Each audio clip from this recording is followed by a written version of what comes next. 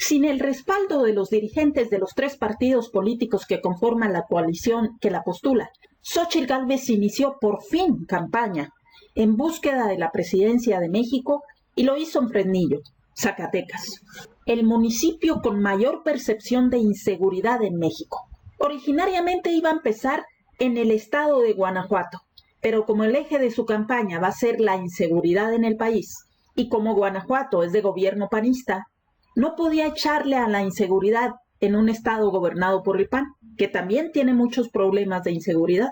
Así que se optó por irse a Zacatecas y de ahí escogió Fresnillo, por la razón ya mencionada. Ambos, estado y municipio, gobernados por Morena, concretamente por los Monreal. Uno, gobernador, David, y el otro, alcalde con licencia de Fresnillo, Saúl. Y pidió licencia porque anda en búsqueda de una rebanada de pastel, llegar al Senado de la República en las próximas elecciones. Los dos son hermanos del actual senador y ex aspirante a la candidatura presidencial por Morena, Ricardo Monreal. Y así Xóchitl, pues, eligió territorio de los Monreal para empezar su campaña y echarle a esos estados que son gobernados por Morena. Y eso que se llevaban tan bien en el Senado.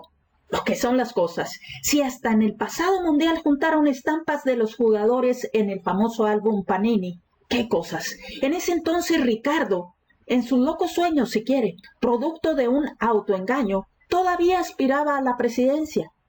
¿Y Xóchitl? Ni siquiera soñaba con ella. Si acaso pensaba en la jefatura de gobierno. Y hoy es ella la candidata de la oposición y segunda en la contienda electoral. Y Ricardo al darse cuenta que no podría obtener la candidatura querida, negoció para él y para su familia seguir estando en el gobierno desde diversas trincheras, que veremos en otro video cuando hablemos concretamente de los Monreal. Pero volviendo al inicio de las campañas, confieso que, sobre todo después de su visita al Vaticano, cuando se reunió con el Papa Francisco, parecía que iba a haber un cambio en la candidata de la coalición Fuerza y Corazón por México. Lo que pasa es que ella misma se encarga de quitar seriedad a su candidatura. No se olvide la serie de brincos que dio cuando el INE le otorgó su registro como candidata y que pegó un chicle debajo de una silla, aunque ella sigue diciendo que era una pastilla. A pesar de ello, sí parecía en las últimas entrevistas previas al inicio de la campaña un poco más centrada, más seria, pensando más las respuestas, las cuales también mejoraron. Parecía entonces que se podía tener ciertas expectativas de que en la campaña asumiría una postura con la seriedad y responsabilidad que merece el cargo al que aspira. Sin embargo, parece que no va a ser así. Es su personalidad la que fluye y que devora al personaje que intenta crear su equipo de campaña. No olvidemos que hay todo un equipo detrás de Xóchitl y que se nota que han estado trabajando bastante con ella en estos últimos 2 meses sobre todo. Parecía entonces un acierto iniciar campaña en Fresnillo para atacar el talón de Aquiles del gobierno de López Obrador. Fue un error el que no haya sido acompañada por los presidentes de los 3 partidos políticos, pero quien sí la va a acompañar, y parece que en toda la gira, es el uso del teleprompter. Y es que parece que Xóchitl no quiere, no se anima o no logra hacer, si quieren, un discurso corto, pero en el que prescinda de ese aparato, el cual quita espontaneidad, identidad, originalidad, pero tal vez su equipo no la deja al temer que diga algo que no debe o que se salga del libreto. Después, vista su primera propuesta, se desdibujó un poco la oportunidad de iniciar mejor y se vislumbra ya más bien que las propuestas van a ser producto de meter en una licuadora a Bukele, presidente de El Salvador, y a Milei, presidente de Argentina. Y esto porque al prometer construir una prisión de muy alta seguridad y con tecnología de punta para que, en sus propias palabras, los delincuentes tengan miedo de caer ahí y la piensen antes de cometer una atrocidad, nos llevó a recortar el centro de confinamiento del terrorismo construido por Nayib Bukele en El Salvador, en donde ha concentrado a la mayoría de los delincuentes pertenecientes a la Mara Salvatrucha y otras bandas que azotaron por tantos años a ese país. Y continuó Xóchitl, Se les acabaron los privilegios a los delincuentes. Quien la haga, la va a pagar. Otra frase, por cierto, copiada del actual gobierno de Argentina, y concretamente de la ministra de Seguridad de ese país, quien, por cierto, primero se enfrentó como candidata presidencial a Javier Milei. Después, dado que en Argentina tienen una segunda vuelta y que solo quedaron Milei y Sergio Massa, el entonces candidato oficialista, fue entonces que ella se sumó y apoyó al entonces candidato Milei, y al ganar las elecciones, la nombra como ministra de Seguridad, cargo que por cierto ya había ocupado en el gobierno de Mauricio Macri. Como ministra de Seguridad ha empezado una campaña muy dura en la que sigue utilizando en muchos de sus posts en la red social X esa frase del que la hace la paga. Así que, como podemos ver, los asesores de los políticos cobran mucho, pero al final de cuentas solo copian o se piratean propuestas de campañas del pasado o de otros países. Como que mucho no la piensan. Y chicos, échenle un poquito más de cerebro, más de ideas, sobre todo ahora que ya existe la tecnología y ya vemos personas que estamos también interesados en la política de otros países. Otra propuesta de Xóchitl fue que va a iniciar una etapa nueva de cooperación con los Estados Unidos, señalando: tenemos un enemigo común que debemos combatir juntos. Vamos a proponer una agencia binacional de aduanas con personal civil de Estados Unidos y de México, y esta agencia tendrá un doble mandato. Por una parte, fortalecer el control sobre cruces fronterizos para frenar la importación ilegal de armas de Estados Unidos hacia México, y señala: ya basta que esas armas estén matando a mexicanos. Y por otra parte, fortalecer el control aduanal para prevenir la importación de precursores químicos para el narcotráfico. Y ante esta propuesta diría: ¿y la soberanía, pa?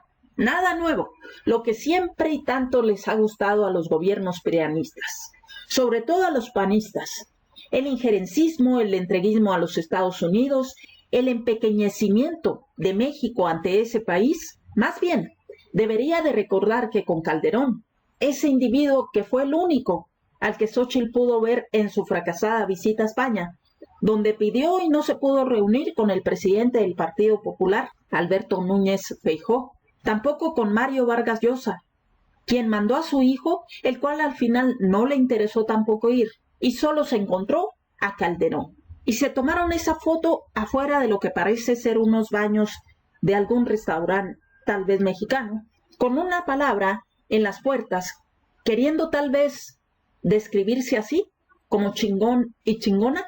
¿Hacía falta esa foto en ese lugar? ¿De verdad? En fin, que no se le olvide que de esas armas que tanto le ofende, también fue durante el gobierno de Calderón cuando se dio la famosa operación Rápido y Furioso, por la cual ingresaron muchas armas a México, para después supuestamente rastrearlas y llegar así a los líderes de los cárteles de la droga y descabezar a las organizaciones criminales. Lo cual evidentemente no sucedió, porque no es algo que realmente se quiera desmantelar, ni aquí ni del otro lado del charco. Y bueno, con esas armas que ingresaron de esa manera, se mataron a muchos mexicanos. Esto lleva años, décadas. Después se puso a firmar con sangre que, porque según ella es lo más valioso que tiene, el compromiso de no quitar los apoyos sociales, que para empezar no puede, pues por eso se pusieron en la Constitución, reconocidos ya como derechos humanos. Y los derechos humanos tienen una característica: la progresividad. Se puede avanzar en más y mejores derechos, pero no se puede dar marcha atrás, retroceder. Y quien se animó a poner esos derechos en la Constitución fue el gobierno de López Obrador. Y hay que reconocer que también de muchos miembros de los otros partidos, tal vez porque no les quedaba de otra, y que si hubieran querido, en sus propios gobiernos se hubiera establecido como derecho humano. Finalmente, ya en su conferencia de prensa de lunes de esta semana, se puso a bailar una de las canciones que se han hecho para su campaña, cosa que también nos recuerda a otros candidatos dispuestos a bailar como muñequitos de caja musical, aunque tengan, como se dice, 2 pies izquierdos o no tengan ni idea de lo que es bailar.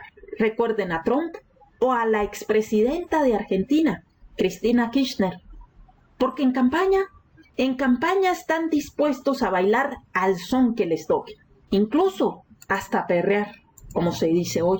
Sino que le pregunten a Sandra Cuevas. Al fin de cuentas, si llegan, quienes bailaremos a su ritmo seremos los gobernados. Y ya adelantó también Xóchitl, no que subirá impuestos, no que seguirá intentando que los grandes contribuyentes sigan pagándolos o terminen de pagarlos, sino que irá por el comercio informal para que se regularice y paguen también impuestos. Lo cual es justo.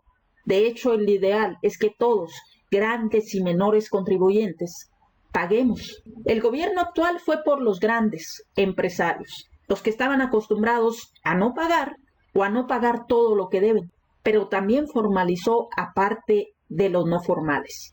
Xóchitl ha sido clara en ese sentido. De ganar ella, iría por el comercio informal.